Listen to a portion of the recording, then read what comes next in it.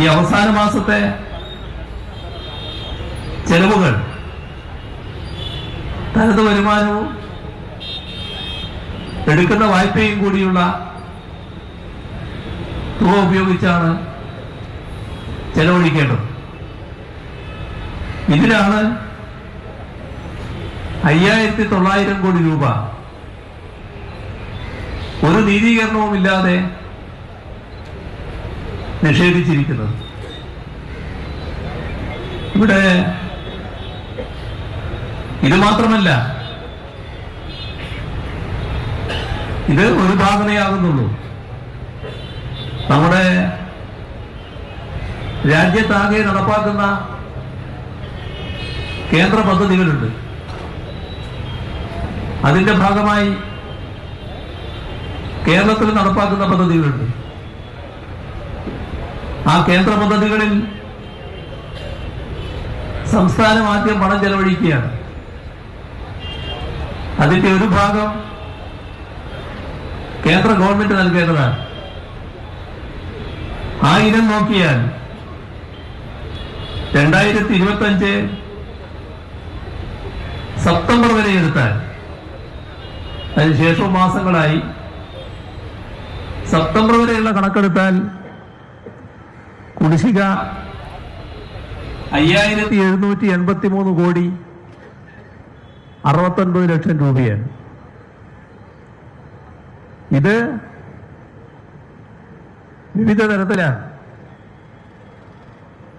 അതിൽ ചിലതാണ് നേരത്തെ റവന്യൂ മന്ത്രി ഇവിടെ ചൂണ്ടിക്കാണിച്ചത്. NHM, ദേശീയ ആരോഗ്യ ദൗത്യം, 636 കോടി 88 ലക്ഷം രൂപ ലഭിക്കണം. UGC ആനുകൂല്യങ്ങൾ 750 കോടി 93 ലക്ഷം രൂപ സംസ്ഥാനത്ത് ലഭിക്കണം. ക്ഷേമ പെൻഷൻ, അതിൽ ചിലതില്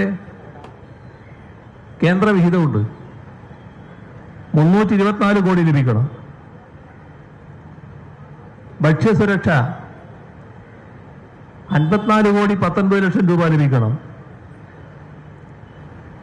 AY കുടുംബങ്ങൾക്ക് ഭക്ഷ്യസുരക്ഷ ഉറപ്പാക്കുന്ന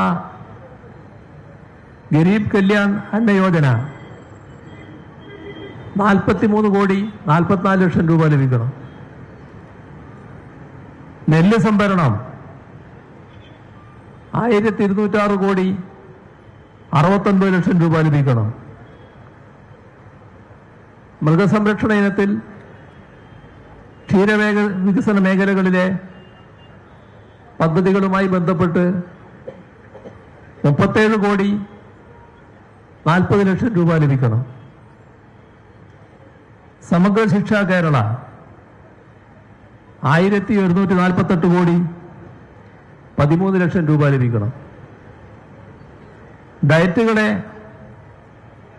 മികവിന്റെ കേന്ദ്രമാക്കി വികസിപ്പിക്കൽ 21 കോടി 44 ലക്ഷം രൂപ ലഭിക്കണം. ജൽജീവൻ മിഷന്റെ ഭാഗമായി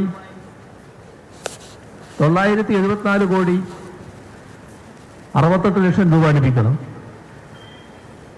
പോഷൺ അഭിയാൻ 200 കോടി. മുഖ്യമന്ത്രി പിണറായി വിജയൻ സംസാരിക്കുകയാണ്. കേരളത്തെ കേന്ദ്രം അവഗണിക്കുന്നു എന്നുള്ളതാണ് കേരളം മുന്നോട്ട് വയ്ക്കുന്ന പ്രധാന വിഷയമെന്ന് പറയുന്നത്. അദ്ദേഹം ഓരോ കാര്യങ്ങളും എണ്ണി പറയുകയാണ്.